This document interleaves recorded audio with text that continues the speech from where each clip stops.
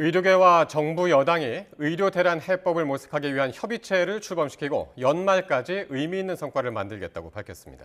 하지만 야당과 일부 의료계는 아직 참여 의사를 밝히지 않고 있는데 민주당은 실효성 없는 보여주기식 협의체라고 비판했습니다. 보도에 손효정 기자입니다.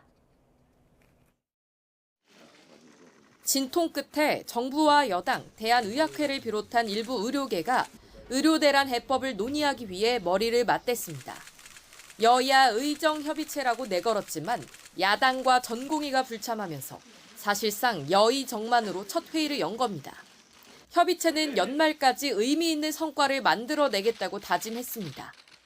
가능한 12월 22일이나 23일 그 전에 의미 있는 결과를 도출해서 우리 국민들에게 크리스마스 선물을 안겨드릴 수 있도록 최선의 노력을 다하겠다는. 협의체는 우선 의료계 요청 사항인 사직 전공의 복귀와 한국의학교육평가원의 자율성 보장 문제를 논의하기로 했습니다.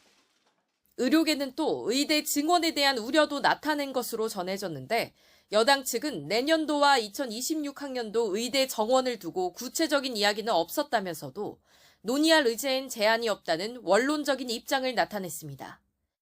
민주당을 향해선 먼저 협의체 구성을 제안하지 않았느냐며 참여를 거듭 촉구했습니다. 민주당은 여러 가지 이유를 들어서 여야의정 협의체에 참여하지 않고 있는데요. 국민의 생명과 건강 앞에서 정쟁은 잠시 멈추자는 말씀을 드립니다.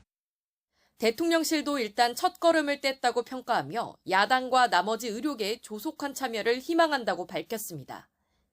민주당은 그러나 가장 중요한 전공의와 의대 교수 단체가 빠진 협의체는 실효성 없는 논의기구라고 깎아내렸습니다. 무엇보다 의료계가 강하게 요구하는 내년도 의대 정원 문제가 논의되지 않는 한 가시적인 성과는 어려울 거라고 지적했습니다. 실효성에 대한 비판이 있는 것 같습니다. 우리 민주당은 비대위와 함께 비대위와 적극적인 소통을 이어가면서 의료대란 문제가 해결될 수 있도록 최선의 노력을 다하겠습니다. 협의체는 주 2회 회의를 열고 의료개혁과 의료대란 해법 논의에 속도를 내겠다는 계획입니다. 여의정만으로 논의가 본격화되면서 다른 의료계 단체와 야당도 협의체에 참여하게 될지 주목됩니다. YTN 손효정입니다.